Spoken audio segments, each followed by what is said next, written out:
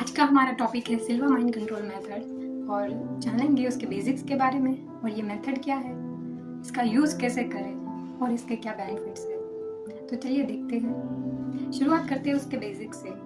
तो हमारा mind 3 type का होता है, wise mind, emotion mind and reasonable mind. और पूरे दिन के दौरान हम जो भी एक्टिविटीज़ करते हैं, सुनते हैं, बोलते हैं या कुछ करते हैं, उस प्रकार से हमारा माइंड एक्टिव रहता है।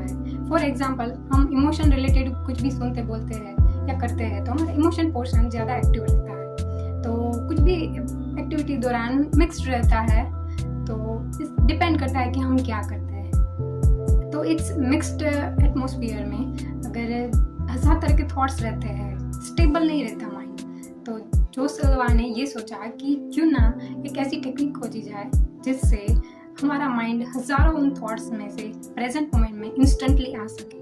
तो आइए जानते हैं कि ये मेथड क्या है। तो इसमें अल्फा स्टेट, माइंड के 3 स्टेट होते हैं, अल्फा स्टेट, बीटा और थीटा स्टेट। अल्फा स्टेट क्या है?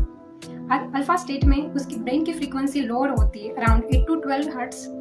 उसमें से हमारा माइंड शांत रहता है, बहुत ही रिलैक्स रहता है और एक्टिव तो होता ही है। उससे हम जो भी चाहें वो करा सकते हैं इस स्टेज में, और हम अंदर बहुत ही काम फील करते हैं। और ब्रेन की फ्रीक्वेंसी लोअर होने के वजह से हम बाहर फोकस नहीं करते, हमारा पूरा फोकस अपने अंदर रहता है। तो आइए जानते हैं इसका यूज़ कैसे करें। इस टेक्निक में यूज़ करने के लिए आपको अपने ब्रीदिंग पर कंट्रोल होना बहुत ही ज़्यादा ज़रूरी है।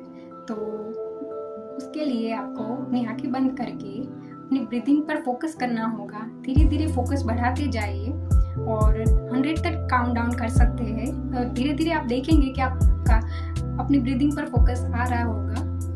फिर आप उस स्टेट में इजीली पहुंचने की वजह से आप ये देखेंगे कि इंटरमीडिएट और एडवांस लेवल में जाना आपके लिए इजी होगा। और उसके लिए शॉर्टकट है जिससे आप इंस्टेंटली उस स्टेट में पहुंच सकते हैं। तो उसके लिए आपको थंब, इंडेक्स फिंगर और मिडल फिंगर का यूज़ होगा। उसे इस्तेमाल करने के लिए आपको ऐसे पोर्शन करना होगा, ठीक है।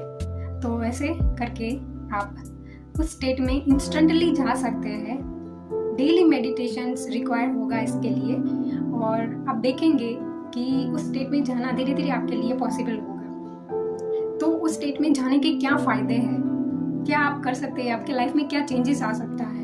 तो इससे आपकी क्रिएटिविटी बढ़ सकती है। जब माइंड रिलैक्स होता है तब हम हज़ार तरह की चीज़ कर सकते हैं। तो क्रिएटिव आइडियाज़ के लिए बहुत ही यूज़फुल है और इससे कंसंट्रेशन भी बहुत बढ़ता है। तो ये स्टूडेंट के लिए भी बहुत बेनिफिशियल है और इससे कोई भी आप अपनी बैड हैबिट्स को छोड़ सकते हैं, क्योंकि जब माइंड शांत होता है तब आप कोई भी कमांड दे सकते हो और माइंड इंस्टेंटली फॉलो करता है।